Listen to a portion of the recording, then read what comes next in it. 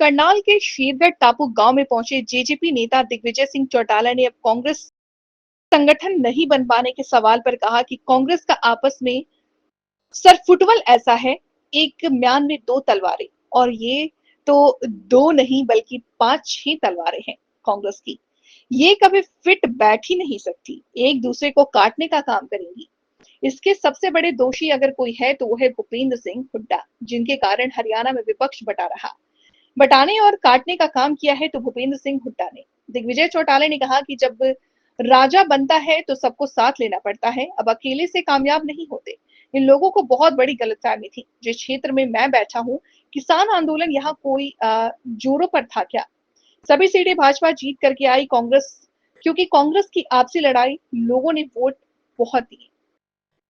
गोपाल कांडा के रानिया सीट पर मनोहर लाल की मेहरबानी से जीतने वाले बयान पर दिग्विजय चौटाला ने कहा कि इसमें कोई दो राय नहीं है।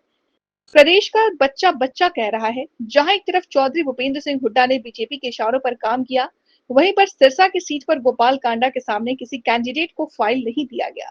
और इंडियन नेशनल लोकदल की जो 2 सीटें आई हैं, दोनों पर कमजोर कैंडिडेट क्यों फाइल किए गए? ये इसीलिए किया गया, भारतीय जनता पार्टी ने इनकी मिली-जुली बातचीत थी, वो इसका खुलासा इन्हीं के लोगों से कर दिया।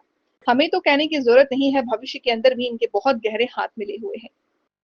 से शुरुआत की है। टापू गांव है, लास्ट यमुना की बेल्ट तक, और बड़ी गर्मजोशी से यहाँ के युवा साथियों ने हम सब कार्यकर्ताओं का स्वागत किया है। और अब गांव के हमारे बड़े बुजुर्गों ने यहाँ बड़ी सभा करवा दी। ये प्रदेश के अंदर, पूरे प्रदेश के अंदर जो एक अभियान हमने छिड़ा हुआ है, उसके तहत आज ये 13वां जिला है करनाल, जिसके अंदर हम आए हैं। और इसी तरीके से अगले 2 दिन हम कल कुरुक्षेत्र और फिर यमुनानगर जाएंगे।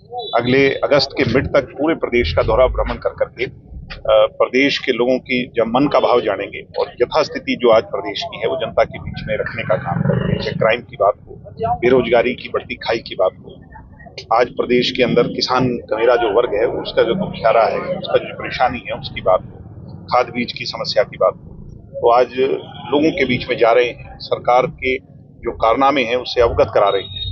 लोग दुखी हैं इस प्रदेश की सरकार से और लोग संगठित होकर के बीजेपी से लड़ना चाहते हैं।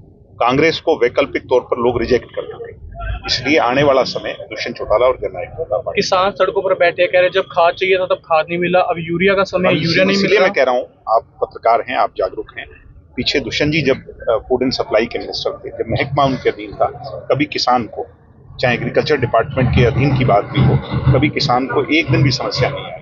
और अब डीएपी के लिए किसान लंबी लाइनों में लग रहा है, पुलिस लाठियां चला रही है।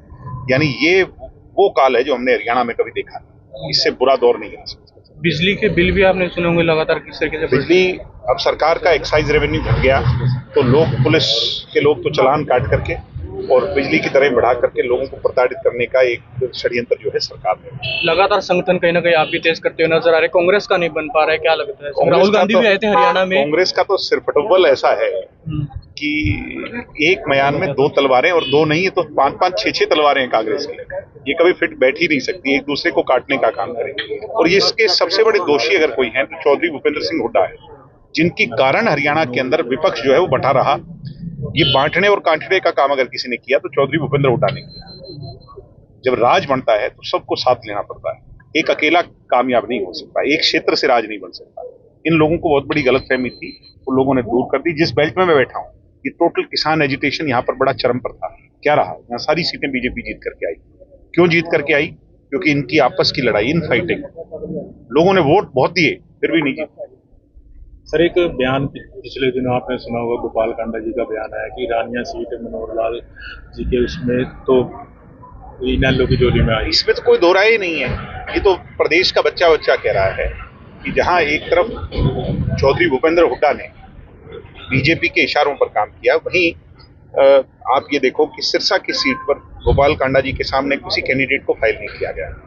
और इंडियन नेशनल लोकदल की जो 2 सीटें आई हैं, चाहे वो सीट रानिया की हो और चाहे डवाली की हो, दोनों पर कमजोर कैंडिडेट क्यों फाइल किए गए?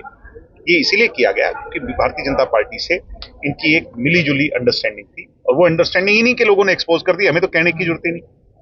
और ये भविष्य के अंदर भी इनके बहुत गहरे हाथ मिले हुए हैं, इन दोनों ही राजनीतिक दलों के और इन दोनों लोगों के जिनका नाम आप ले रहे हो, इनके बहुत गहरे हाथ मिले हुए हैं।